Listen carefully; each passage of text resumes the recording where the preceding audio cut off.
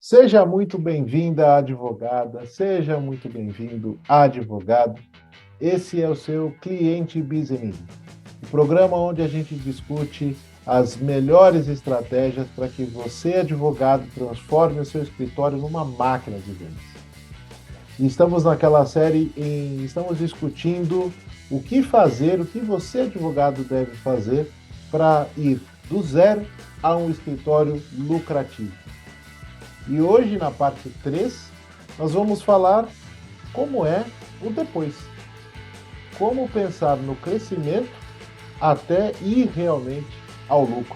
É o passo final para chegar ao seu escritório lucrativo. Não é isso, Breno?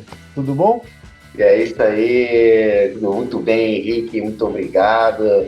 Então, agradeço aí a presença sua, colega advogado.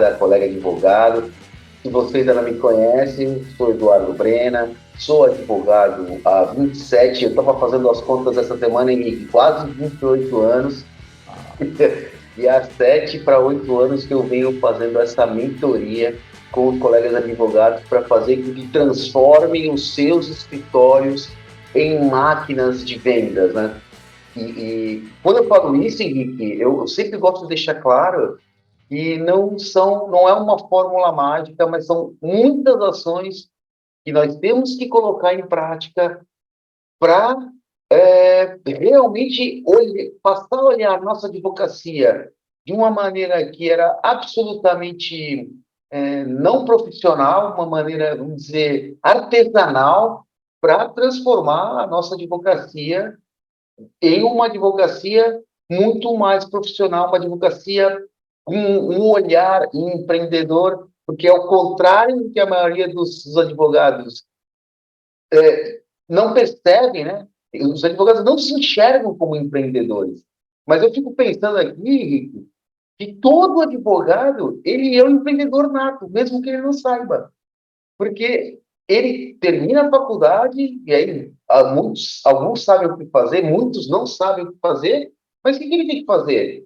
Ele tem que conseguir um lugar, ele tem que ter os equipamentos necessários para advogar, ele tem que conseguir clientes, e isso não é o que faz todo empreendedor, né? E é muito importante, todo empreendedor quer ser uma máquina de vendas, o advogado também tem que aprender a ser uma máquina de vendas, e eu repito, não existem fórmulas mágicas, existem muitas ações que podemos aplicar todas elas ou não, que eu gostaria de ter tido essas informações quando eu saí da faculdade, porque eu não teria ficado muitos anos trabalhando num escritório e trazendo uma coisa que no final não me completava. E é muito ruim, né? Porque aí a gente se perde. Quero evitar isso para os colegas advogados, trazer essa minha experiência. Excelente, excelente, excelente. Eu concordo muito, a gente falou bastante isso nos episódios anteriores, que chega uma hora que se o seu propósito, se os seus valores não estão batendo com o lugar onde você está, onde você trabalha, você precisa mudar. Então, cedo ou tarde, o advogado vai chegar a essa conclusão de que ele precisa ser empreendedor, porque uma hora ele vai ter escritório. Então, E e aí, aí, Henrique, desculpa te interromper, você me falou uma coisa. E essa semana também eu estava revendo. Nesse escritório que eu trabalhei, um dos advogados sócios sêniores, ele dizia assim, cara, você tem que ser advogado 24 horas por dia. E eu ficava chocado com isso, achava um absurdo, né? Ele dizer isso. E eu, olhando hoje para como a gente deve enxergar a advocacia e o empreendedorismo de uma maneira geral, ele tem razão. Isso não importa se você é o dono do escritório ou se você trabalha em algum escritório. Então, o que a gente vai discutir aqui hoje também vai ser muito importante para aquele cara que, como diz a minha esposa, a minha sócia Sabrina, você tem que empreender, é o melhor dos mundos, né? Você tem que empreender com o CNPJ dos outros. Né?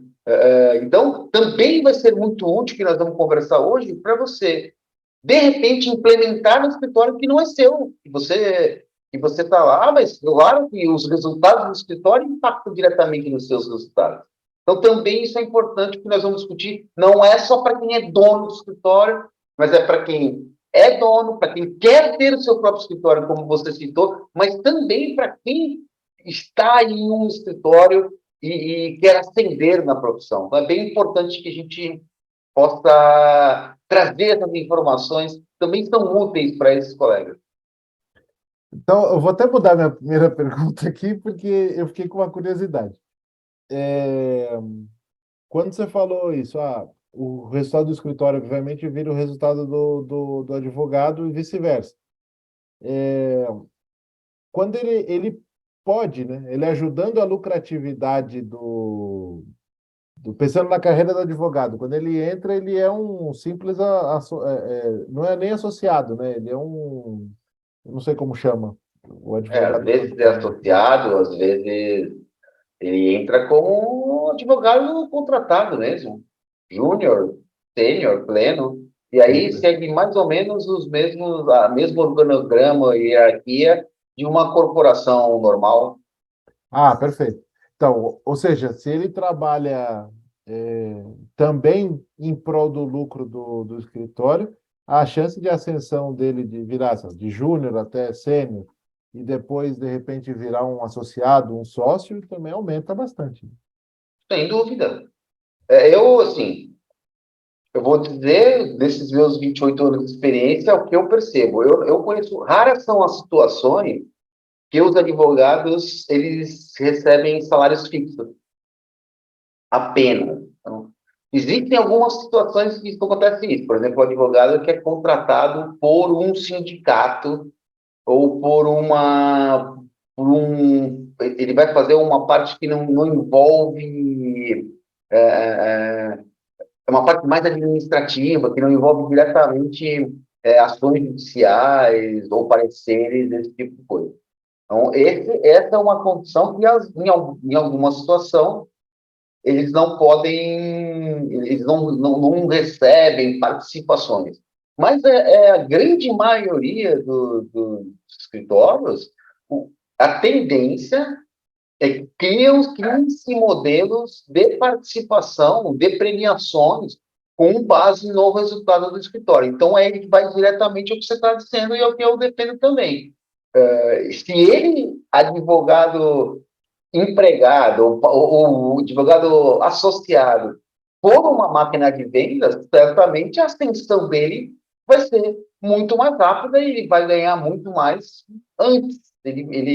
A carreira dele vai ser meteórica, vamos dizer assim, se ele tivesse olhado. E isso é bacana da gente trazer, porque se a pessoa às vezes fala assim, não vou escutar o Brena porque ele está falando para o cara que quer montar o escritório dele. Mas não necessariamente. Ele pode ser uma máquina de vendas, ajudar o escritório que ele trabalha a crescer, crescer junto e nunca sair de lá. Ele pode ficar lá o resto da vida, né? E está tudo bem, desde que voltemos ao início da nossa conversa, desde que os valores, o propósito daquele escritório que ele está, se combinem com ele. E tá tudo isso é perfeito. Mas o que é importante o advogado permanecer feliz enquanto advogado e ter bons resultados, e ter resultados satisfatórios para quê? Para ele conseguir fazer as viagens que ele quer fazer, para ele conseguir dar o conforto para a família que ele quer dar. A maioria dos meus clientes quer o que? Maria, eu quero morar numa cobertura, porque a gente faz esse alinhamento, né, de propósito, de objetivos para as pessoas, que é bem importante elas terem isso em mente. Não, Brenda, quero trocar de carro todo ano, quero morar numa cobertura, quero viajar 2 anos para a Europa. Esse é o desejo, eu diria, de 70%, 80% dos advogados, e fantástico, fantástico. Se desde que isso não seja um sofrimento, ele não passa por um sofrimento enquanto advogado, porque a gente aguenta, viu, Henrique, 10 anos fazendo aquela mesma coisa sem satisfação. Passando isso às vezes eu vejo muitos colegas que estão super assim, perderam aquela vontade de ser advogados brilhantes, e que começaram a perder, a advocacia perdeu o vício para ele. A advocacia se tornou um fardo, e a gente fica triste com isso, não quero que isso aconteça, né? Então, existem essas possibilidades. Então, tem que prever, então, neste caso, o crescimento, porque sem crescimento ele não consegue delegar diversas ações que a gente tem que ter dentro do escritório de advocacia, e sem delegar, ele vai ficar nessa espiral de sofrimento. Perfeito. E aí, isso aí me leva, então, à primeira pergunta que eu tinha, né? O que que você identifica como principal, e se não for o principal, os principais problemas que a maioria dos escritórios de advocacia sofrem ou passam e que acaba impedindo de chegar nesse ponto de lucratividade? Bom, eu diria que existem três pontos fundamentais. Claro que tem muitas coisas e pode me perguntar, e a gente vai mostrando esses caminhos. Então, primeiro ponto é a questão envolvendo gestão. Porque gestão, Henrique, e é uma coisa que para muitos de nós advogados é uma coisa chata de produzir, porque o advogado tem sempre um olhar muito mais operacional mesmo no escritório. Então, cara, o que me faz gostar de ser advogado é estudar as teses. O que me faz gostar de ser advogado é ir para uma audiência e transformar aquilo em favor do meu cliente, sabe? E só que tem pontos que são administrativos, vamos dizer assim, que o advogado não pode fazer. Então, ele tem que ter a noção para ou delegar isso para alguém, ou em muitas sociedades é muito comum a gente ter um sócio que é um sócio que é mais gestor, menos operacional. Então, ele abre mão disso. É bem legal, está tudo bem, está fantástico, e você equilibra. Não dá para, por exemplo, numa sociedade, todos os sócios serem sócios operacionais, por exemplo. Alguém tem que ter esse área de gestão. E quando se fala em gestão, Henrique, e aí são muitos pontos, aí você pode me perguntando, a gente vai abordar, eu digo ter um olhar estratégico sobre o teu negócio de advocacia. Então, são muitas variações, são muitas coisas que você tem que olhar. Mas você tem que olhar para o seu escritório e fazer uma leitura dos indicadores do seu escritório. KPI, KPI é uma sigla para Key Performance Indicators. Eu até esqueci a palavra em inglês, né? Porque são os indicadores chaves de performance, né? Isso é uma coisa que, olha, existem até sistemas que podem dar essas informações, trazer essa conjuntura. O que o advogado não quer trabalhar com gestão, ele não quer, por exemplo, imputar informações nos seus sistemas, porque isso ele acha que não casa com a importância da atividade intelectual dele. Cara, a atividade intelectual da advocacia, ela é espetacular, mas para ter um escritório que começa a crescer e passa a ser esse escritório lucrativo, que vai te chegar ao ponto de você, opa, aqui eu posso passar a delegar as minhas atividades, é muito importante esse olhar macro do escritório, esse olhar de gestão. E tem muitos pontos de gestão. Então, tem desde o que é lucro de fato, conversamos um pouco sobre isso, né? O que é receita, quais são as despesas, questões envolvendo precificação, questões envolvendo, inclusive, contratação, porque é muito louco. As pessoas contratam um estagiário, por exemplo, uma secretária, cara, ela não trabalha a favor daquele escritório. Ela ou ele não trabalham a favor daquele.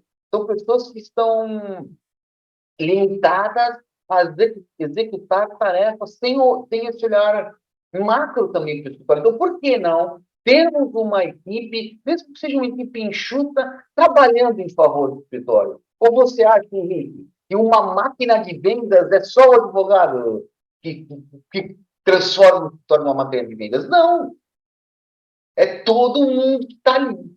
Desde a pessoa que serve o café, nenhum menosprezo com as pessoas que servem café, muito pelo contrário, tá? Eles são determinantes. Eu adoro café, não sei você, Henrique. Né? Então, para Adoro eles, café. para mim, são muito importantes para as pessoas, sabe? Então, desde essa pessoa, ela tem que estar. Porque, veja assim, a pessoa que serve o café, se ela não tem um olhar em favor do escritório, ela, por exemplo, não vai ter um olhar para questões envolvendo desperdício de água, de café, de açúcar e de tudo o que envolve, de detergente, às vezes ela lava uma tiquinha. Então é muito importante ter esse olhar para trazer a sua equipe junto com você, porque o escritório se torna uma máquina de vendas com toda a equipe, não é o advogado só ou os advogados sócios que são os responsáveis por isso. Então, primeiro ponto, gestão, Henrique. Gestão, ter esse olhar macro, olhar os indicadores do escritório. Segundo ponto importante, marca. Bom, Henrique, eu quero muito fazer uma diferenciação. Marketing é uma coisa, vendas é outra coisa, tá? Eu não sei por que as pessoas ainda estão confundindo isso. Porque um marketing, o que é? O marketing é a atração dos clientes. É aquelas pessoas que vão sentar, vão chegar, sentar na sua frente, na sua cadeira. Venda é aquilo que você faz a partir deste momento. Então, o marketing é muito importante. Mas você entender este processo de vendas é fundamental. Então, estamos falando de mais duas coisas, né? Falando do marketing, que é importantíssimo para fazer o cliente sentar na sua frente. Então, tem muitas ferramentas de marketing. Eu realmente acredito que o marketing, elas devem ser usadas concomitantemente, muitas ferramentas, ou algumas pelo menos, e eu gosto muito do marketing de relacionamento, ou marketing de indicação, ou networking, porque o que acontece é que os advogados, viu, Henrique, eles acham que já fazem, por conhecer muitas pessoas naturalmente, acham que não, já faço, já me relaciono, só que não é bem assim que as coisas funcionam, porque existem também técnicas, e uma coisa é você conhecer pessoas, e outra coisa é que essas pessoas realmente sejam embaixadores da sua marca. Eu vou te fazer uma pergunta aí. Pensa aí no seu melhor amigo. Aliás, quero convidar ao colega advogado, a colega advogada a fazer esse exercício também. Pensa no seu melhor amigo, Henrique.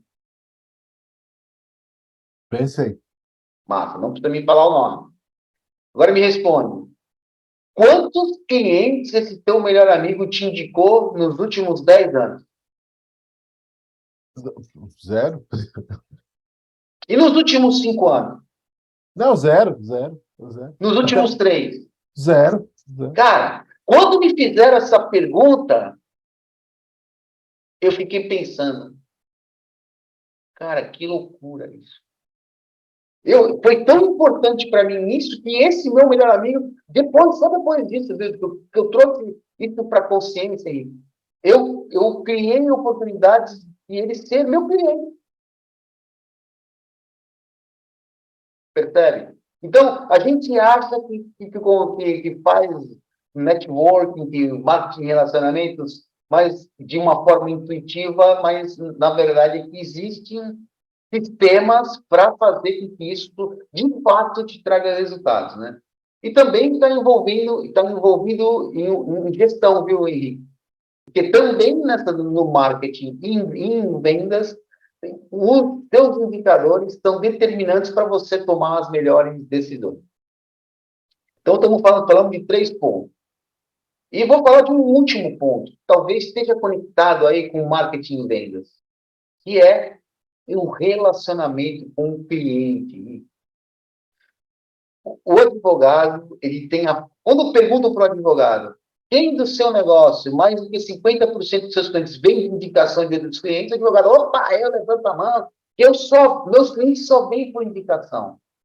E eu também pensava assim, a gente achava que isso era Ah, não, meu cliente já me indica, é tranquilo. Só que nós também temos que estimular os nossos clientes a fazer as indicações para nós. E isso vem com o quê, Henrique?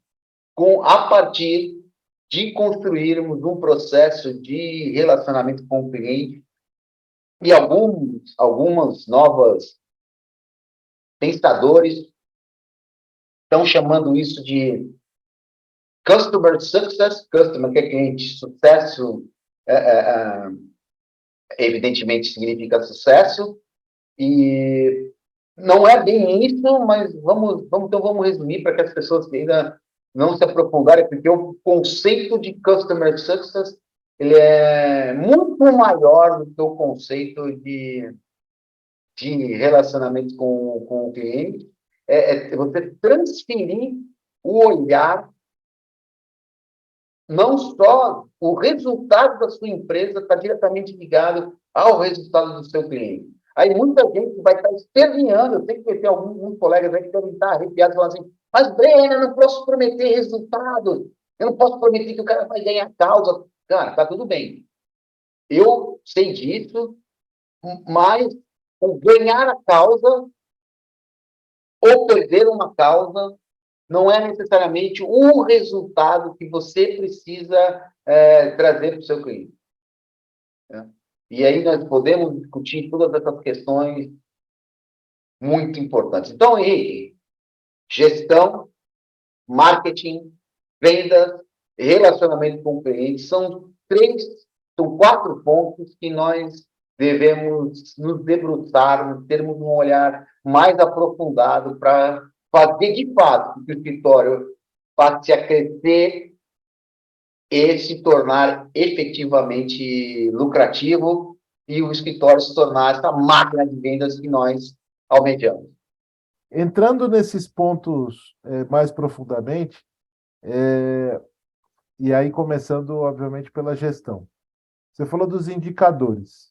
Existem indicadores chave que todo o escritório pode ter, ou isso é uma questão que varia de escritório para escritório e que o advogado vai ter que se debruçar em cima e pensar a customização para o seu próprio escritório? Ah, Henrique, essas coisas eu penso que são universais. Né? Tem alguns indicadores que eu realmente entendo que são muito importantes do escritório, o advogado para passar a olhar. Primeiro, uma questão envolvendo o custo mesmo, o custo operacional do escritório. Porque tem muito lucro que se perde dentro desse custo operacional. Então, nós temos que ter detalhado, e eu repito, Breno, eu não gosto de fazer isso, isso é uma coisa muito chata. Sempre tem alguém que gosta. Você pode ter mesmo a sua secretária, por que não? Né? Você pode transferir essa atribuição a alguém da sua confiança, mas sempre você tem que ter um olhar sobre isso, né? Porque também é comum, viu, aí? Eu largo de mão e nem olho para isso. Então, eu acredito no que aquela pessoa está me falando. Olha só que eu sei de histórias que aconteceram. Eu sei de escritórios de advocacia que terceirizavam essa parte financeira, deixavam na mão de fulano, Beltrano, Ciclano, e depois de muitos anos descobriram que a pessoa estava, por exemplo, desviando dinheiro, ele facilitava os extratos bancários, assim, olha só que loucura. Então, eu posso delegar, mas eu preciso ter um mínimo de controle sobre isso, um mínimo de olhar. Então, custo operacional, então, e custo de tudo, levantar todos esses custos. Né? Para que eu preciso saber isso? Eu preciso, por exemplo, tem um indicador que eu acho que é bem importante que o advogado passe a olhar, é o indicador de tempo que ele dedica, ou aquele escritório dedica a seus clientes.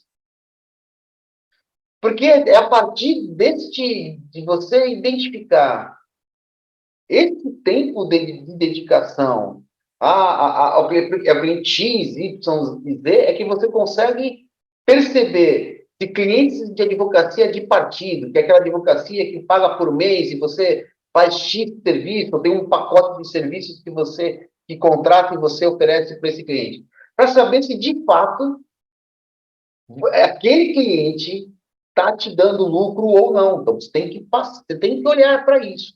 Porque às vezes a gente cobra um valor. É muito comum, viu, Henrique, nessas advocacias de volume. Não, o cliente já tem uma noção de mercado que propõe que você cobre R$ 50 por processo. E ele tem lá 1.000 processos para você tocar.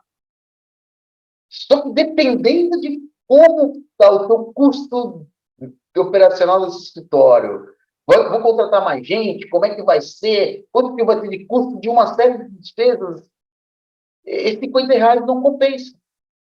E dependendo do tempo que você investe no atendimento daquele cliente. Então, esse é um outro olhar que nós precisamos ter. O quanto que nós investimos de tempo para cada cliente ou para cada ação dentro do escritório que são tomadas. Outra coisa, por que isso é muito importante? Porque a partir daí que você vai calcular duas coisas, que é qual o custo hora.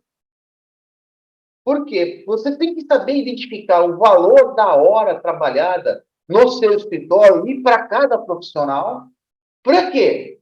Para você poder saber fazer uma precificação adequada, compatível com um escritório que tenha lucratividade. Então, tudo isso está interligado, Henrique. Eu penso que esses indicadores, esses 4 indicadores, são bastante importantes. E aí, nós, advogados, saímos fazendo preço sem olhar para nada disso. Sem olhar para nada disso. Claro, quando nós estamos no passo atrás, daquele passo, é normal acontecer isso. Porque, caramba, eu tenho um custo fixo baixíssimo no escritório, então, o imóvel é do meu pai, o imóvel é meu, eu não pago aluguel, então eu só pago o condomínio, pago o valor da luz, água, telefone e tudo isso, não tenho tantas variações. Mas quando o escritório começa a crescer, e naturalmente é isso que a gente tem que desejar quando quer, porque tem duas coisas. Ou para você atingir os seus objetivos, aqueles objetivos que a gente citou há pouco, de aumento patrimonial, de ganhar mais, né? Ou você cobra mais, né? Ou você aumenta a base de clientes. Claro, no mercado de 1.300.000 advogados, cobrar mais, às vezes, não é tão razoável. E aí, a gente a gente vai falar um pouco do marketing sobre isso, né? Então, ou as duas coisas, que é o melhor dos mundos, né? Conseguir cobrar mais, aumentar minha base de clientes. Conseguir cobrar mais, aumentar minha base de clientes, né? Mas, se isso não tiver bem ajustado, você vai ter uma sobrecarga. E é por isso que muitos colegas advogados estão cansados da advocacia. Não é porque não tem bons resultados, é porque estão extremamente sobrecarregados. Porque fazem tudo, não delegam, fazem coisas que não gostam, não sabem não vender bem o escritório e criam um esforço maior de vendas e, cara, está totalmente sobrecarregado. Isso faz com que o quê? Com que ele, cara, que ele canse da advocacia, porque a advocacia está extenuando aquela pessoa. E isso que a gente não pode deixar acontecer. Me vem uma coisa interessante da gente, acho que, esclarecer. A lucratividade é diferente daquilo que o advogado ganha, né, do prolabore, né? Ou seja, Hum, quando a gente fala aqui de lucratividade, a gente está falando da lucratividade do escritório, mas isso já está, assim, entre aspas, por cima do que o advogado já recebeu enquanto prolabore, né? Seria claro. a lucratividade seria para reinvestir no escritório, servir lá na frente de uma espécie de dividendos para quem são os sócios, enfim. Acho que é importante a gente trazer esse ponto, né? E foi muito obrigado, Henrique. Foi muito importante você trazer isso, porque essa é uma confusão comum. O advogado pensa, mas eu já tenho lucro. Eu tiro 30 pau por mês lá do escritório. Só que não é assim. E essa é uma confusão comum para o advogado que começa lá sozinho com uma portinha e tal, e ele não quer dar esse passo. Porque eu sei que às vezes é trabalhoso dar esse passo rumo ao crescimento e à lucratividade, porque vai mexer com coisas que a gente não quer mexer, vai mexer com infraestrutura, vai mexer com indicadores, né? Mas é importante que se saiba, você só vai conseguir pular para esse próximo nível se você tiver este olhar. Não precisa ser tudo de uma vez, imediatamente, mas é bem importante. Então, lucro do escritório é diferente de prolabore gordo. Inclusive, ele vai fazer parte do custo, o prolabore do advogado vai fazer parte do custo operacional lá no escritório. Falando ainda sobre gestão da administração, você citou de um escritório que terceirizava isso para uma empresa terceira. Não, na verdade, foi terceirizado por uma secretária. O dono do escritório não cuidava dessas finanças, não olhava para isso. Beleza, então aí me vem a dúvida do seguinte: eu posso delegar e não delargar, né? Eu posso delegar a gestão do escritório para uma pessoa que não é advogado, mas essa pessoa não pode ser sócia do escritório, correto? Exato. Bom, sabemos que a sociedade de advogados ela só pode ser composta por advogados. Ponto. Simples assim.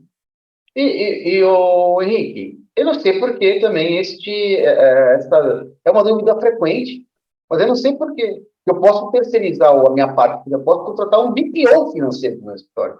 Existem empresas especializadas. Da mesma maneira que eu contrato um contador, e o contador, as pessoas estão muito enganadas também sobre as atividades do contador. O contador, ele é um escriturário.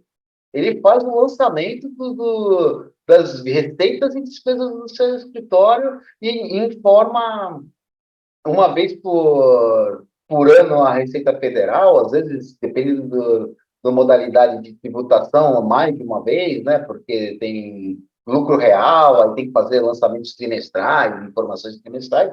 Bom, mas eu não sou contador, eu sou advogado, então não vou falar sobre isso. Então, o contador é um profissional importante para quem tem escritório, mas também posso terceirizar essa parte financeira, porque tem contadores que não fazem isso.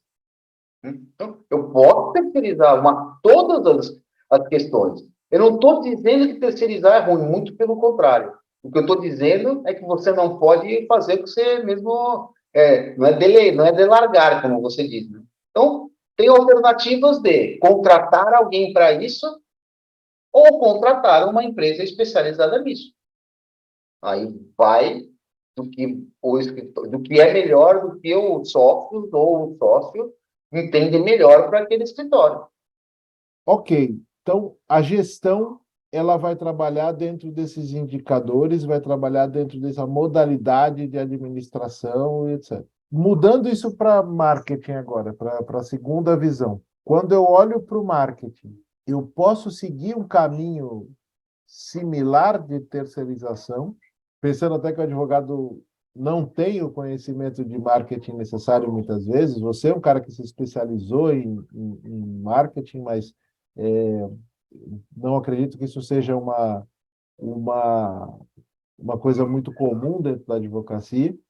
É, como funciona o marketing? O que o advogado tem que olhar para o marketing?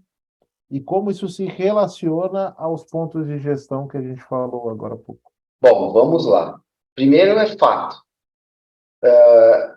Eu faço parte da Comissão Nacional de Marketing Jurídico da Associação Brasileira dos Advogados e a maioria das pessoas que compõem a comissão não são advogados. Então é fato, o advogado não, ele sabe que o marketing é importante, mas repito, ele está muito conectado às questões operacionais do escritório, à advocacia, à arte da advocacia, né? Aquele processo de inteligência, de construção de teses, que é maravilhoso, e maravilhoso.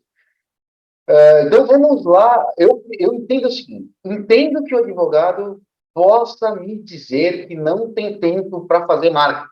Porque o que é o marketing? O marketing é trazer as pessoas que estão por aí e precisam do teu serviço a te conhecer e a sentar na sua frente na hora que tem uma necessidade. Ou, muitas das vezes, em advocacia, nem isso nem não é tanto presente, muitas das vezes você mostrar para a pessoa que ela tem uma necessidade, que ela nem sabe. Então, no caso da advocacia, por exemplo, aqueles advogados que trabalham com recuperação de crédito tributário, acabou de sair aí a tese do século, que é a exclusão da base do ICMS da base de cálculo do ISS. Pô, eu não vou entrar nesses temas técnicos aqui, tá? E tem muita gente que está ali que teria esse direito e nem sabe que existe esse direito. Porque uma coisa é o empregado trabalhar, fazer 2 horas extras por semana, por dia e não receber, ele sabe que ele não recebeu, né? Mas tem muitas questões, por exemplo, que envolvem direito médico, a parte tributária envolvendo direito médico, tem muita coisa que os médicos não sabem, que podem melhorar nos seus consultórios, etc.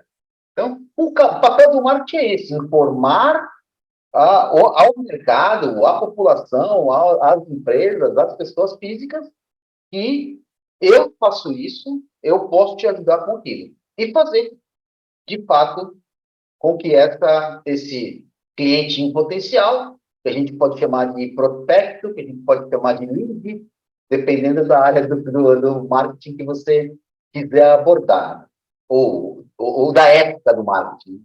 Atualmente o pessoal chama de lead, né? Bom, e eu entendo que o advogado, Breno, mas é muita coisa que eu tenho que fazer, não tenho tempo de estar à frente disso. Eu entendo isso, e eu não posso julgar as pessoas que terceirizam o seu marketing. O que eu quero dizer para esse colega advogado que fala para você, Brena, eu vou pagar, não tenho condição de fazer isso, que a minha rotina do escritório já me toma todo o meu tempo. Ótimo, mas arruma um tempinho para pelo menos ser o curador, ao menos dos conteúdos que são produzidos. Porque eu estou vendo, Henrique, agências de marketing, boas agências de marketing, criarem uma comunicação para aquele escritório de advocacia ou para aquele advogado que não estão relacionadas exatamente com o que ele quer comunicar. Então, é muito comum, cria-se uma comunicação padrão. Então, a agência cria uma comunicação padrão e aplica para todos os clientes dela. Então, você vai ver que ela tem um cliente que é um dentista, é igual ao advogado, é igual ao pet shop, etc, etc, etc. Então, o advogado ele tem que olhar para isso. E outra coisa que é bem importante, o que vai ser criado de conteúdo? É um leigo, você vai deixar um leigo fazer isso com você? Porque eu não conheço a gente.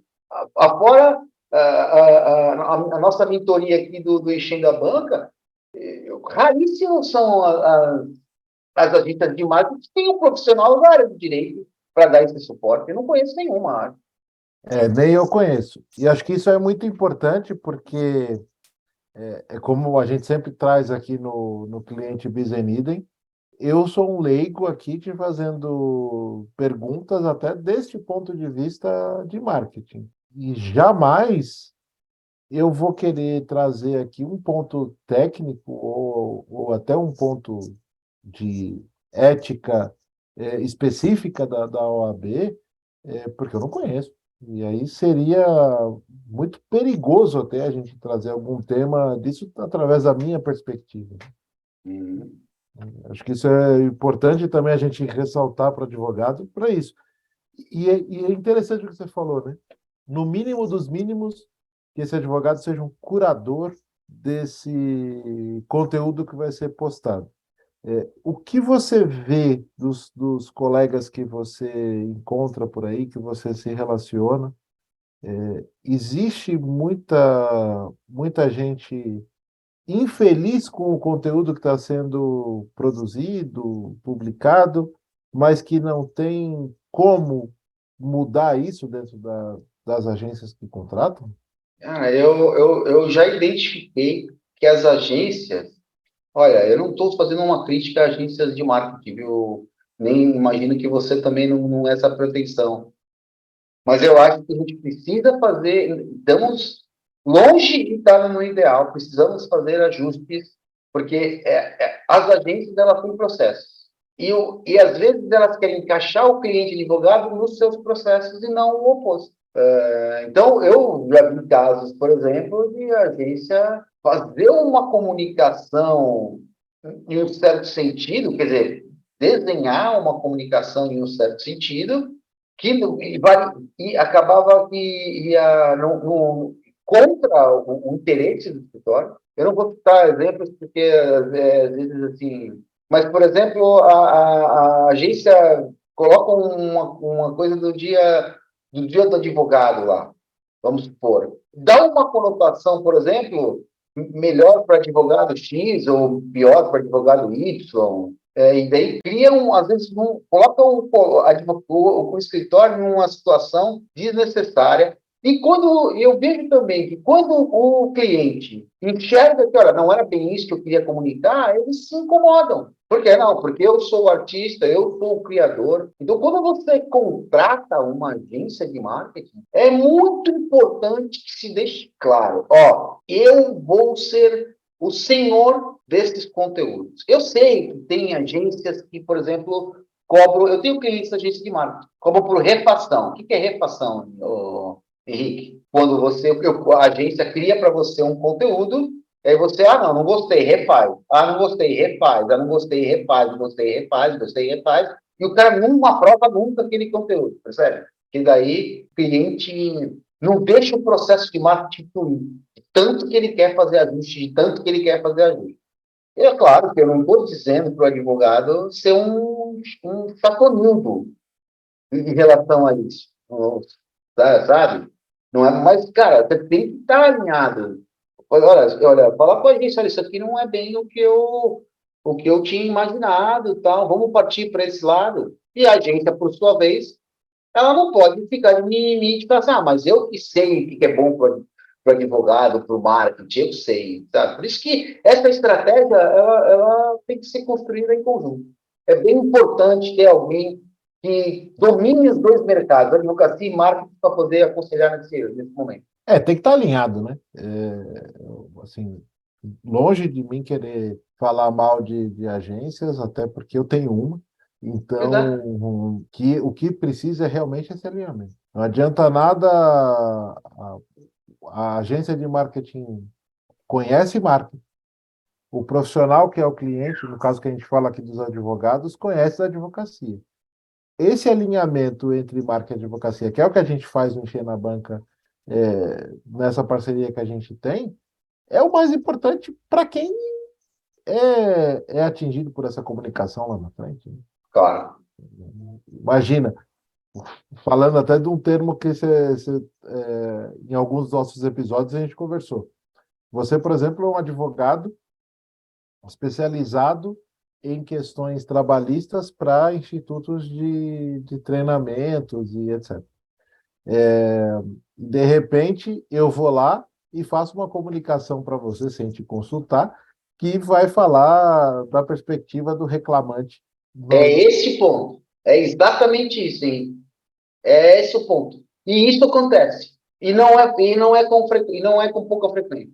É claro, Henrique, existem grandes agências de escritórios de marketing especializados no marketing jurídico e que ele constrói um departamento e que ajuda o advogado a construir um departamento de marketing dentro daquele escritório, né?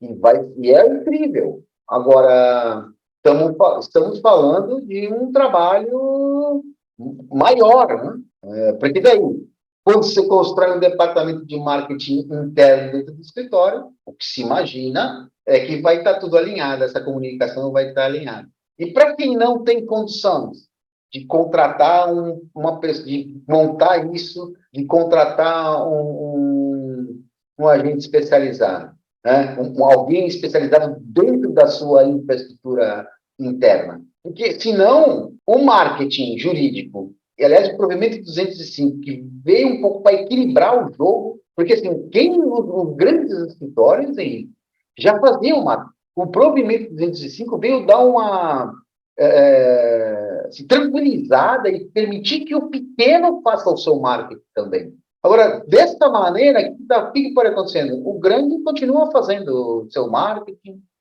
em todas as. Existem mais de 50 ferramentas de marketing que o escritório pode usar, então não é só as redes sociais que funcionam, não são só as redes sociais, o mundo offline também existe ainda, ele vai permanecer existindo. Então, o Instagram é maravilhoso, mas ele não é a única salvação da advocacia, e é isso que o advogado menor tem que saber. O que mais que eu faço, além de fazer o post no Instagram? E aqui já fica, então, o meu convite a você, Brena, e o convite a quem está nos assistindo, de um episódio a gente vai falar sobre isso, sobre o que deve ser feito além do Instagram, né? Bom, pensando na relação que a gente tem entre marketing e a gestão, então a gente vai ter, acredito que esses dois pontos principais aí, né? Se eu vou fazer interno, se eu vou delegar, né? E como vai ser isso? E, obviamente, isso vai mexer no custo operacional e eu entendo que isso também vai mexer lá nos KPIs, né? Lá nos indicadores, né? Exatamente. É isso. Porque como que eu sei se as ações de marketing que eu tomei estão funcionando? Como que eu sei? Nós temos que criar indicadores para isso. Eu tenho que saber, porque a gente sabe muito bem, quem entende um pouquinho de marketing está cansado de falar de que, ó, curtida não enche barriga, né? Curtida. Então, o que mais além da curtida nos seus posts você vai medir para identificar se isso está te trazendo resultado ou não? Para nós é um desafio isso diário. Então, para todos, então, para todo mundo que resolve fazer um marketing jurídico ou não, bem feito, os indicadores são determinantes. Isso, Henrique, é gestão. Gestão do marketing. Isso também, eu acho que um pouco se relaciona com aquilo que você disse sobre o conhecer várias pessoas. Não adianta nada a pessoa ter 1 milhão de seguidores no Instagram, ou no LinkedIn, ou onde seja, e nenhum daqueles seguidores ser cliente dele, né? Exato. E para advocacia a mesma coisa. Porque seguidor e curtida é uma métrica de ego só. Agora, estou construindo uma imagem que vende. Esses meus seguidores querem saber mais, querem contratar o meu serviço? Essa é a função básica do marketing, né? E aí depois tem o outro ponto, que é justamente onde a gente vai entrar agora, que são as vendas, né? Porque aí o marketing funcionou, as pessoas vieram até o advogado. E aí, como funciona esse processo de venda na advocacia e como o advogado pode tratar isso para chegar nesse escritório lucrativo? Henrique, o que o advogado precisa na parte de vendas é conhecer as técnicas para o lead, então o cara que sentou na frente dele, que é o mais difícil, né? Você não pode perder essa venda. Você não pode perder esse cara. Então ele precisa conhecer técnicas para quebrar as objeções do quê? Principalmente a objeção do preço, né? Ah, mas o fulano lá cobra tanto, já fui em tal lugar, certo? Uma objeção de necessidade, quando você, por exemplo, no caso que o benefício que o advogado vai trazer para aquele cliente em potencial não está tão claro, ele precisa saber de técnicas para tornar isso claro e cristalino. Ele precisa conhecer técnicas para mostrar o que contratar o escritório dele vai ser melhor para o cliente do que contratar o escritório do concorrente dele. E vendas é basicamente fazer que um advogado aprenda a quebrar as objeções na hora de fazer o cliente assinar o contrato. Fazer o cliente assinar o contrato. E aí, eu quero dizer uma coisa que é muito importante. Quando você, Henrique, o advogado, constrói uma imagem que vende, Esse processo da venda, ele é praticamente, ele fica superado. Porque a pessoa já chega na frente dele disposta a ser cliente. Claro, alguns negociam preço. E aí você vai ter que saber trabalhar esse cliente que está querendo reduzir o valor dos seus honorários. E você, como já sabe o quanto que é o mínimo que você tem que cobrar, você já está pronto para tudo isso, porque você já entendeu, já sabe fazer a formação do seu preço, já entende qual é o mínimo que você tem que cobrar dentro dos seus critérios de gestão, né? Que você tem que cobrar para aquele contrato valer a pena para você. Então, é isso. Então, você percebe como está interligado. Quando se constrói uma imagem que vende, uma imagem forte, esse processo é muito mais curto e é menos tempo investido em convencer o cliente a assinar o contrato. Até pensando no que você disse uma vez para mim, são poucos os escritórios grandes e famosos, vamos pôr assim, né, que existem aí no Brasil. Eu imagino que o cliente, quando entra no escritório desse para fazer reunião, ele já sabe o que esperar, né? O que ele presume que aquele escritório vai entregar para ele. E aí, o processo de convencimento é mais chegar num preço que a pessoa possa pagar do que qualquer coisa, né? O escritório não precisa vender, né? A pessoa vai lá e vai comprar o serviço, né? Ah, claro, isso também acontece, mas não pense, Henrique, que esses escritórios não estão preocupados com buscar o cliente que acha que não pode pagar por eles, viu? Não pense. E essa é a diferença. Muitos escritórios, quer dizer, pelo menos muitos, alguns escritórios já têm essa visão. É bem claro para eles a importância de conseguir aumentar preço, conseguir aumentar a base de clientes, conseguir aumentar preço, conseguir aumentar a base de clientes.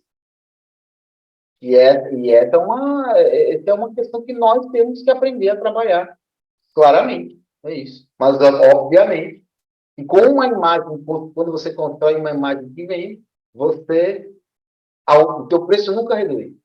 E quando você torna o teu escritório uma máquina de vendas, o teu índice de fechamento é muito maior, te dá mais segurança nas próximas vendas. Né? Porque vendas também é um processo.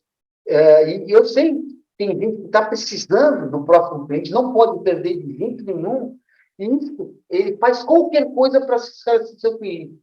E aí você trabalha no prejuízo muitas vezes, porque faz qualquer coisa para ser seu cliente. Às vezes não é só um prejuízo de grana, às vezes é um cliente que é ruim mesmo, tem cliente ruim para chuva, para a advocacia. Então, tudo isso é um processo.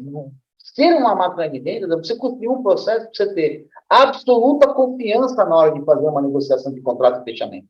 E é um processo que começa lá no marketing, né? Quando eu vou buscar esse cliente novo, e ele vai até o nosso último ponto, que é relacionamento com o cliente, né? Ou seja, durante todo o processo também em que está sendo feito o serviço de advocacia para aquele cliente, é um processo de venda também, né? Está incrustado dentro do processo de venda. Bom, o relacionamento com o cliente é exatamente isso. Por que ele é importante? Por duas coisas. Primeiro, por uma segunda venda. Não? Ah, mas Brena, eu só faço advocacia X. Tudo bem. Neste primeiro momento, você pode não ser que você não tenha uma segunda venda para fazer. Mas com o seu crescimento, você pode criar alternativas para que isso aconteça. Segundo, para que aí sim, este seu cliente torne-se uma pessoa que realmente faça indicações para você com frequência. Ele seja de fato um cara que não, ó, esse cara, ele vai te indicar para todo mundo, mesmo que você não ofereçando para nenhuma dessas pessoas. E aí, Breno, mas para que eu quero, eu só faço advocacia criminal, para que eu quero que o cara me indique o cliente trabalhista? Primeiro, e principalmente, que quando você se coloca nessa posição de solucionador dos problemas, o que acontece, Henrique? Esse cliente, que não vai ser o teu cliente, vai te dar a oportunidade de você estreitar um relacionamento com outro colega advogado e, às vezes, ganhar sem trabalhar. No melhor dos mundos, ganhar sem trabalhar? Não, cara, se eu sou um canalizador de pessoas, todo mundo sabe que eu resolvo todo e qualquer problema, mesmo que não seja eu que execute aquela solução, eu posso indicar para o Henrique me dá um percentual de quanto ele vai cobrar, e está tudo bem. Dentro da advocacia é comum isso. Então, eu quero ser a pessoa que canaliza, que recebe esses clientes. Então, o meu marketing, Brena, mas então eu vou fazer marketing para todo mundo? Não é isso que eu estou dizendo. Não é isso que eu estou dizendo. Você vai identificar lá o seu público-alvo, o seu cliente-alvo, você vai identificar a sua área de atuação, mas o que acontece? Esse é um efeito colateral de quando você cria uma imagem que vende. As pessoas te veem como referência na área do direito e vão buscar a sua ajuda para a solução desses problemas. Ontem mesmo, uma amiga veio tomar um lanche aqui em casa e perguntou: Breno, você está atuando nessa área XYZ? Eu falei: não, isso eu não faço, mas eu posso indicar um cliente para você. Um cliente, não. Advogar um profissional que faça isso para você, especializado nisso. Porque já estamos com um problema, não sei quanto tempo. Percebe? Você está na referência. É isso que nós temos que buscar quando construímos uma imagem que vem. Posso te fazer um convite? Claro, poxa. Só agora. Trazer um novo episódio do Cliente Business Idem, onde a gente vai discutir exatamente como usar o relacionamento ao cliente para fazer o escritório se transformar numa máquina de vendas. Como a gente constrói essa imagem que vende sozinho. Uau, sozinho não dá, vai requerer um esforço. Mas é desafio aceito, Henrique. Brena, suas considerações finais sobre esse nosso ponto do caminhar até o escritório lucrativo. Chegamos no escritório lucrativo? Ufa! É sempre um processo de construção, Henrique. E é isso que fica importante para o colega advogado, é importante ele saber, mas começar a buscar esse olhar um pouco fora do direito, buscar outras habilidades, ou se cercar de pessoas com outras habilidades para fazer isso acontecer, para você, de fato, construir uma máquina de vendas. Ter um escritório que seja uma máquina de vendas, eu acredito que realmente é possível para todo mundo, tá bom? Então, muito obrigado pelo seu apoio, pelas suas dúvidas hoje. Eu que agradeço. E fica aqui mais uma vez, então, o convite. Não perca os próximos episódios do Cliente Business, o programa onde a gente discute as melhores estratégias para que você, advogado, transforme o seu escritório numa máquina de vendas. Obrigado de novo, Brena. Até a próxima. Eu que agradeço. Forte abraço.